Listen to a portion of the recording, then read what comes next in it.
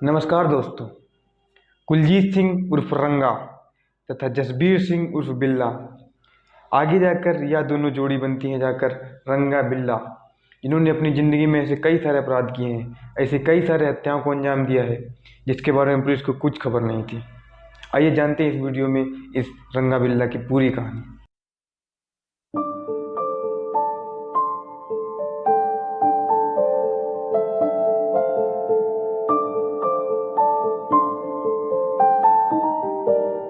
बात है 1975 के आसपास की।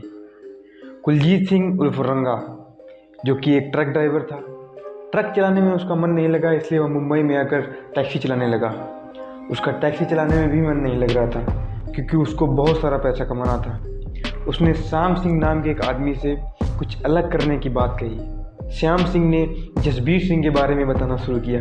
जसबीर सिंह ऐसा है, जसबीर सिंह वैसा है, उसने 2 विदेशियों की हत्या की है तथा वह बहुत पैसा कमाता है। तो रंगा ने कहा मिलवाओ उससे। श्याम सिंह ने जसबीर सिंह उर्फ बिल्ला की मुलाकात रंगा से करवाई।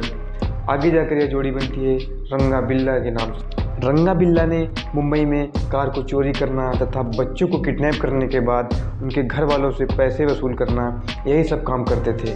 उन्होंने कार चोरी करने को अपना पेशा बना लिया। ऐसे ही चलता रहा। एक दिन बिल्ला पकड़ा गया।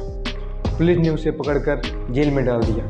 कुछ दिन के बाद बिल्ला जेल से ही भाग गया तथा वह मुंबई छोड़कर दिल्ली में तथा दिल्ली के आसपास कई सारे इलाकों में ये सब काम करना शुरू कर दिया। बात है 1978 की। रंगा बिल्ला ने अशोक शर्मा नाम के एक आदमी की अशोक होटल से कार उठा ली तथा उन्होंने इस कार से सबसे बड़े अपराध नेवी ऑफिसर मदन चोपड़ा, जो कि धौलकुआं के अफसर कॉलोनी में अपने 2 बच्चों के साथ रहते थे।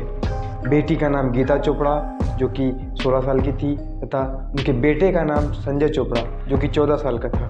संजय 10वीं क्लास में पढ़ता था तथा बॉक्सिंग की प्रैक्टिस करता था तथा उनकी बेटी गीता, जो कि जीसस एंड मॉडर्न स्कूल में कॉमर्स की पढ़ाई करती थी। तथा एक दिन की बात है, गीता को ऑल इंडिया रेडियो से ऑफर आया। 26 अगस्त 1978 को एक वेस्टर्न सॉन्ग के इवेंट में गीता को हिस्सा लेना था तथा उसे रात 8 बजे वहां पर पहुंचना था। प्रोग्राम में हिस्सा गीता को लेना था, लेकिन उनका भाई संजय चोपड़ा उनके साथ आ गया तथा वह दोनों जा ही रहे थे। उन दोनों को कॉलोनी के ही एक आदमी ने लिफ्ट दी तथा गोल डाक खाना के पास छोड़ दिया। वहाँ पर वह दोनों रोड के किनारे टैक्सी का इंतज़ार करने लगे। तभी पीछे से रंगा बिल्ला की गाड़ी आ रही थी, जो कि पीले कलर की थी। उन्होंने उन दोनों को लिफ्ट के बहाने अपने कार में बिठा लिया तथा आगे बढ़ गए। इधर माँ रोमा चोपड़ा सोच रही थी कि मेरी बेटी की 8 बजे रेडियो में आवाज़ आएगी, इसलिए वह रेडियो ऑन करके सुनने लगी, लेकिन उसे 8 बजे तक किसी की आवाज़ नहीं सुनाई दी।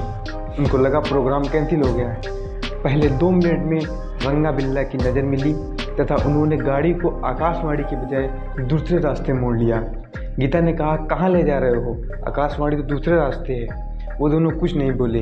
गीता और संजय को समझ में आ गया था कि हम फंस गए। उन दोनों ने गाड़ी को रुकवाने की बहुत कोशिश की, लेकिन तभी बिल्ला ने एक धारदार हथियार से संजय के कंधे पर वार कर दिया। संजय की पूरी शर्ट खून से भीग गई तथा गाड़ी चला रहे रंगा के बाल जोश से पकड़कर गीता हिलाने लगी।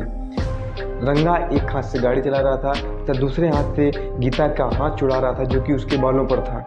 उसको दिक्कत हो रही थी गाड़ी चलाने में। तभी गाड़ी जाकर शंकर कॉलोनी के एक भीड़भाड़ इलाके में जाकर रुकी। संजय ने अपना सर खिड़की से सटाकर जोर जोर से चिल्लाना शुरू कर दिया।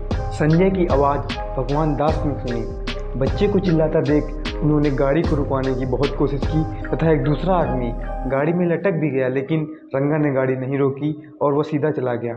तुरंत भगवान दास ने पुलिस को इन्फॉर्म किया और उन्होंने गाड़ी का नंबर बताया MRK 8930। रंगा और बिल्ला गाड़ी भगाते हुए एक रिज इलाके पर पहुंचते हैं। सबसे पहले वह संजय की हत्या करते हैं, उसके बाद वह दोनों मिलकर गीता के साथ रेप करते हैं। रेप करने के बाद रंगा जब गीता को उसके भाई की लाश के पास छोड़ने जा रहा था, तभी पीछे से बिल्ला ने तलवार निकाली और गीता के गर्दन पर वार कर दिया तब गीता की मृत्यु तुरंत हो गई। उन दोनों की लाश को वहीं छोड़कर चोपड़ा के साथ नेवी के कई सारे ऑफिसर पुलिस स्टेशन पहुंचते हैं। तब पुलिस ने बच्चों को किडनैप होने की रिपोर्ट लिखी तथा 140 पुलिस वाले 30 अलग अलग गाड़ियों से 30 अलग अलग इलाकों में बच्चों को खोजने की कोशिश करते हैं। पूरा दिन बारिश हो रही थी लेकिन वह बच्चों को खोज नहीं पाते हैं तथा रात हो जाने के कारण वह वापस आ जाते हैं। 27 अगस्त को यूपी पुलिस के साथ हरियाणा पुलिस की भी मदद ली जाती है तथा बिहार पुलिस, मध्य प्रदेश, उत्तराखंड की पुलिस भी उन दोनों बच्चों को ढूंढने लगती है लेकिन कोई खबर नहीं मिलती है। हरियाणा पुलिस ने उस गाड़ी को खोजा जिस गाड़ी को भगवान दास जी ने देखा था। ट्रांसपोर्ट विभाग ने बताया कि यह गाड़ी वो नहीं है क्योंकि गाड़ी की हालत इतनी खराब थी कि वह मुंबई तक आ ही नहीं सकती थी। एक चरवाहे को 29 अगस्त को एक लाश दिखती है। उसने तुरंत पुलिस को खबर की। पुलिस तुरंत मौके पर पहुंचती है। रोड से महज 5 मीटर दूरी पर एक लाश मिलती है। खोज करने के बाद लगभग 50 मीटर दूर पर एक और लाश मिलती है। पुलिस मदन चोपड़ा को लेकर मौके पर पहुंचती है।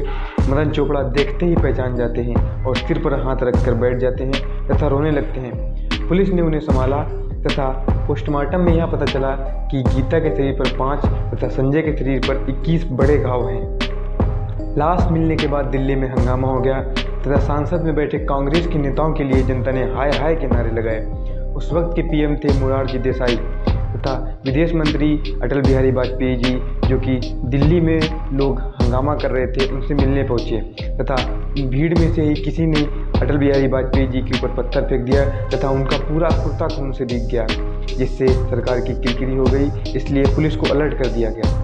8 सितंबर 1978 रंगा बिल्ला कालका मेल के उस डिब्बे पर चढ़ गए जिस डिब्बे पर सारे फौजी भरे पड़े थे। उनमें से एक फौजी ने रंगा बिल्ला को पहचान लिया। पिछले महीने उन्होंने उन दोनों की फ़ोटो अखबार पर देखी थी। उन्होंने तुरंत पुलिस वालों को खबर कर दी तथा पुलिस वाले उन्हें गिरफ्तार करने के लिए स्टेशन पहुंच गए तथा पहले से ही लगभग 100 पुलिस वाले बिना वर्दी के रंगा बिल्ला को गिरफ्तार करने के लिए खड़े थे। गिरफ्तारी के बाद केस बहुत तेज चला तथा दोनों से अलग अलग पूछताछ की गई तथा डीएनए जांच हुई। डीएनए जांच में पता चला कि रंगा बिल्ला ही हैं जिन्होंने संजय तथा गीता को मारा है।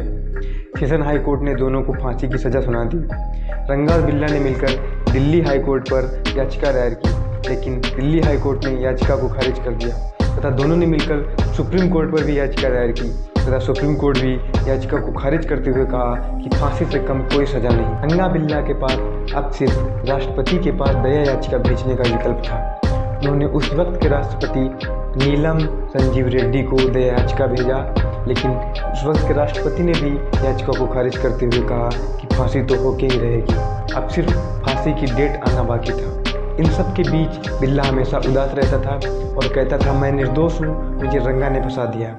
और रंगा कहता था कि जब सब जानता है कि कौन कैसा है, मैंने कुछ भी नहीं किया। बचने के सारे विकल्प खत्म हो चुके थे।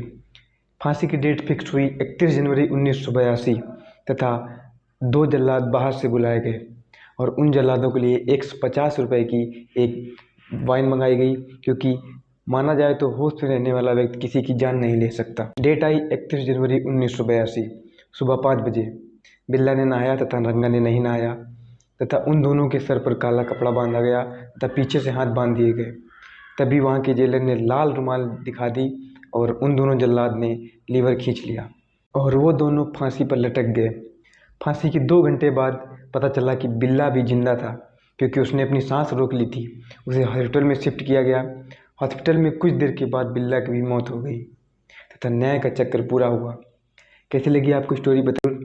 हंसते रहिए, मुस्कुराते रहिए और देखते रहिए आपका अपना यूट्यूब चैनल और मिलते हैं नेक्स्ट वीडियो में। धन्यवाद।